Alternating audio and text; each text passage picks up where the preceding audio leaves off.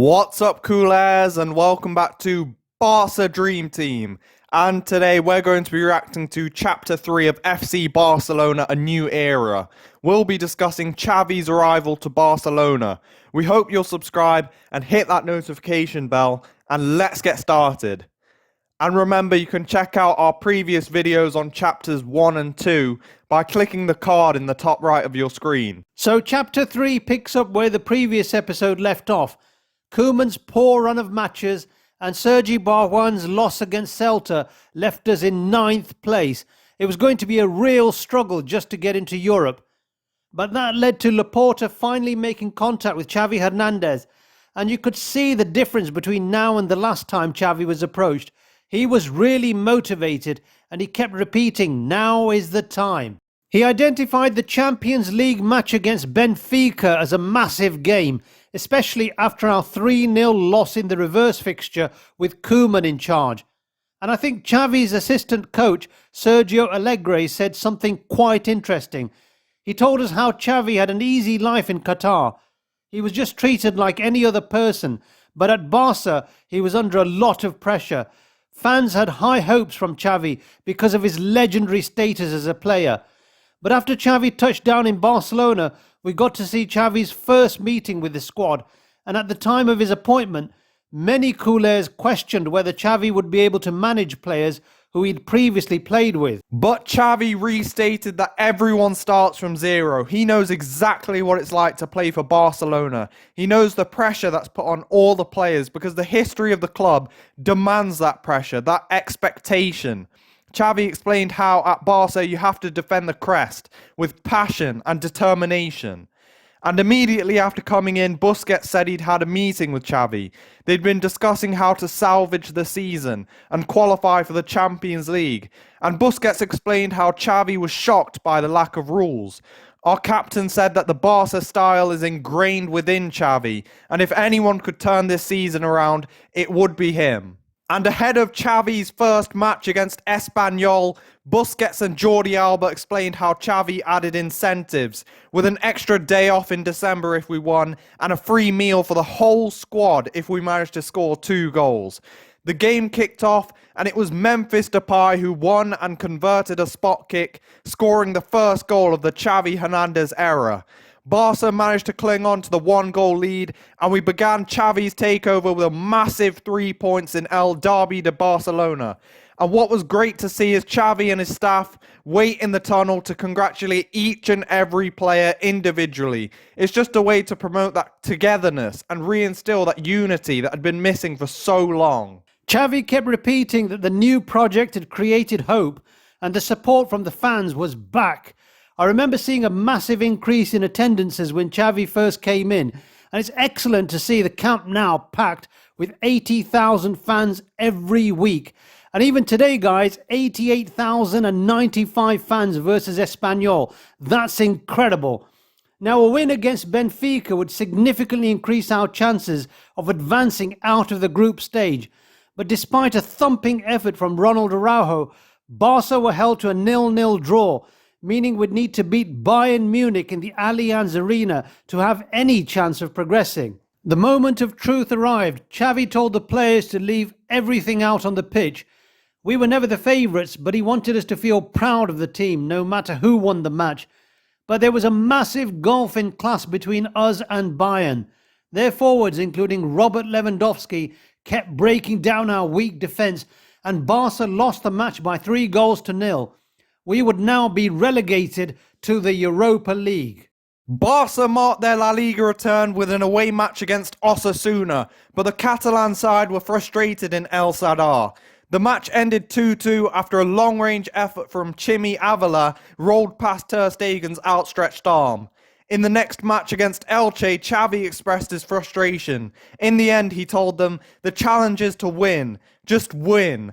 And it was a clutch moment from Xavi. He does a little pivot to slip away from his marker. He dribbles past Elche's whole defence and slots it into that bottom corner. Barcelona 3, Elche 2. A moment of madness there from Xavi. And it was funny to see Xavi's reaction to the 18-year-old. He described Xavi playing with his shoelaces undone as a bad habit.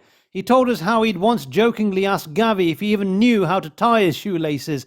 And he said, "No, I don't, but I play better like this." And Xavi told him, "Go ahead, otherwise it wouldn't be Xavi." As the new year approached, fans looked ahead to the January transfer window with optimism. This was Xavi's first opportunity to make his mark on the squad and bring in the players and profiles he wanted. Ferran Torres described the move as easy, and he was joined by Adama Traore and Pierre-Emerick Aubameyang. Dani Alves was the final player to join in the winter transfer window. Xavi told us that Alves' return was with the goal of bringing back that joy, that competitiveness, and that winning character. And the day arrived when we had to face our top four rivals, Atletico Madrid. At the time, they were in 4th position, but we were knocking on the door too in 5th place. A win would put Barca in the Champions League places. Luis Suarez was involved again, this time setting up a goal for Yannick Carrasco, and Barca were 1-0 down. But Jordi Alba's outstanding volley left us all speechless, and there was nothing that Jan Oblak could do to stop it. And it was Dani Alves who fired another past the Slovenian. Barca thrashed Atletico 4-2. And Xavi went on to explain his 4P model, which includes positioning, possession, pressure, and perception of the game. And possession is something that I want to focus on today, guys. We know that keeping the ball has always been easy for Barca, but that possession must also be purposeful. We saw with Spain in the World Cup how Luis Enrique was almost adamant to just keep the ball, almost expecting something to happen if Spain just held on to possession. But that can sometimes be very ineffective, taking all the rhythm out of the game by just playing basic sideways passes. But I was happy to see Xavi try and change the whole mentality towards possession. He explained that the players must have the mindset that the ball is ours and we have to work to get it back. And I think that reintroduced a bit of tenacity into our play style, which was missing under Koeman. Dani Alves told us how Xavi once told him that there's nothing faster than the ball. If you have it, you're protected. If you have it, you can charm the world. It's great to see this kind of refreshing approach to possession, which has been visible in each and every game we've played under Xavi. Matchday 25 brought a tantalising fixture as Mestalla hosted Barcelona. Xavi was expecting a physical battle out on the pitch with time-wasting, standoffs, fouls and interruptions. But Barca started off excellently. It was Pierre-Emerick Aubameyang who fired Barcelona in front in his first official match. And then Xavi played a low ball across, putting it on a plate for the former Arsenal man to get a brace. And who could forget Aubameyang's wonder goal with a little help from Pedri to secure his first Barca hat-trick. A massive 3 points against Valencia helped us climb up the table. And then the documentary touched on the Dembele saga. The French winger was separated from the squad after he stalled that contract extension, meaning he could leave the club on a free transfer in 6 months' time. Xavi told us that Ousmane's priority was to stay, and he knew he could be one of the best wingers in the world. The winter transfer window slammed shut and Dembele was still at the club. His agent failed to drum up much interest in him, and understandably the fans weren't too happy with the Frenchman's behaviour. But he came on as a substitute against Athletic Club in the first match of February. It was a really powerful finish from such a tight angle, and the Camp Nou roared. Dembele had scored. Barca went on to win 4-0.